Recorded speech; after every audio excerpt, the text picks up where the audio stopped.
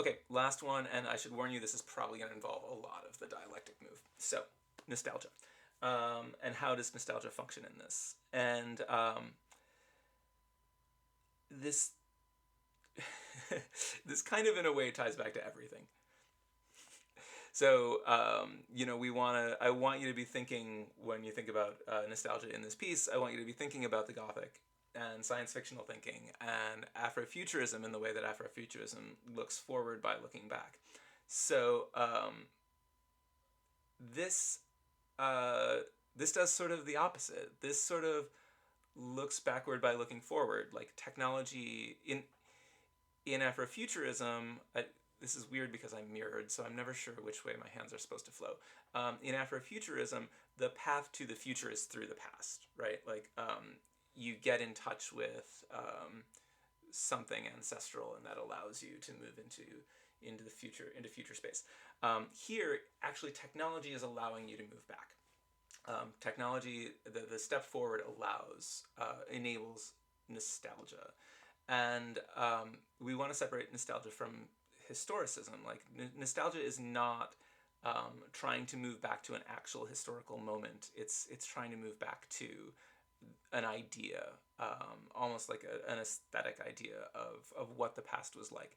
And so notice that that the '80s here are highly stylized, and Kelly actually makes reference to that. That like everybody looks like they're trying too hard. They look like they learned it out of a movie. Um, but but even within that, there's something cool going on, which may not be apparent unless you're sort of aware of '80s culture. The '80s are sort of the site of one of the first big American waves of like retro nostalgia. So there is an idea of like a return to the '50s. You see it like starting in '70s film, but it sort of has its heyday in the '80s, where you see restaurant chains like what is that place even called? Like Johnny Rockets.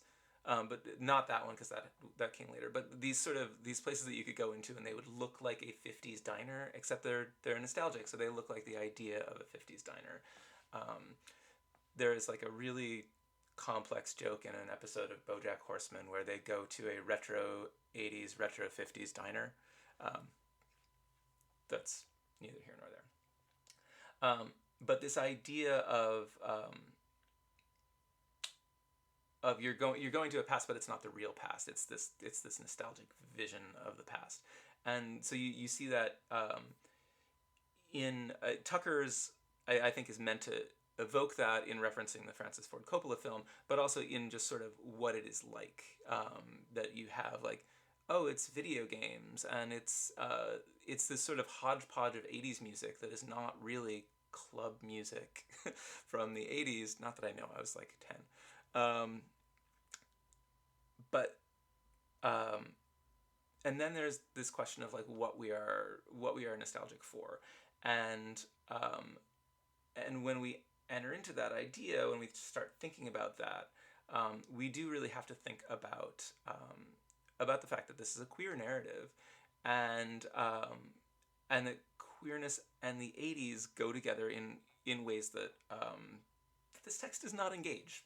The '80s are a very different moment in the sort of the history of LGBTQ uh, rights, and this gives us sort of a soft pass to that, which is a function of nostalgia, right? Like it's the fact that the idea that you can go back to it, but all the bad shit is gone. Like nobody wants to go back.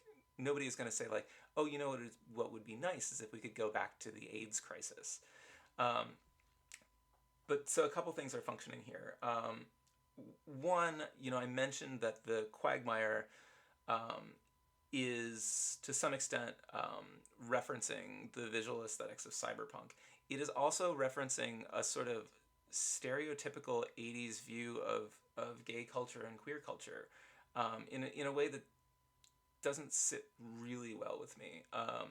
But it makes sense that it's there, and I understand why it's there. But there was the sort of pop culture portrayal of queer culture might have looked something like a G-rated version of what we see of the Quagmire. So that's interesting. That's something that we might want to talk about. But you know, part of the reason that that's interesting to me is that so much of this text is about the idea of creating a safe space for queer identity, and that both Yorkie and Kelly are that's sort of what they're getting out of this is this idea of safe space for queer identity, and that runs contrary to the nostalgia, to the idea of going back. Um, but I think that's sort of I think that's kind of it on this idea of nostalgia. But it's something that we want to keep in mind moving forward. Talking about science fiction is the extent to which um, we are the extent to which moving forward points us back. And to throw in a last little thing, because I did mention that I hate to hammer away at the Gothic, but I really like hammering away at the Gothic. Um, there are those ideas here. There are those ideas of particularly death and return, and they are weirdly discorporated, literally like removed from the body. Um, so you have, there's talk about the people, the population of San Junipero, as if they are zombies.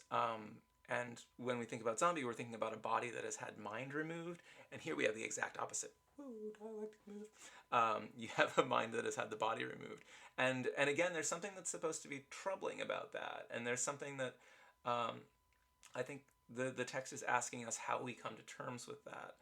And it's mapped onto or joined with this idea of physicality and of sexuality and sexual attraction in ways that are interesting and complicated, and that I think we're going to talk about in class.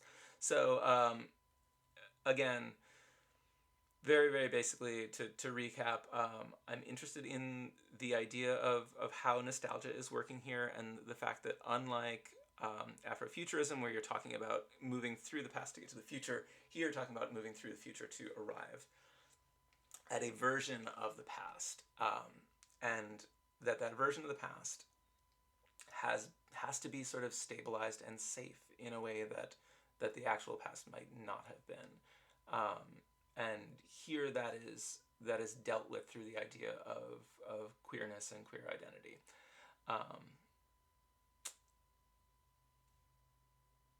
I think that's it. I think this should give us enough to sort of get conversation started this week. Um, so I would like you to sort of come in with ideas and thoughts about the politics behind sci-fi, and whether they exist, whether they're sort of like inherently on one side or the other.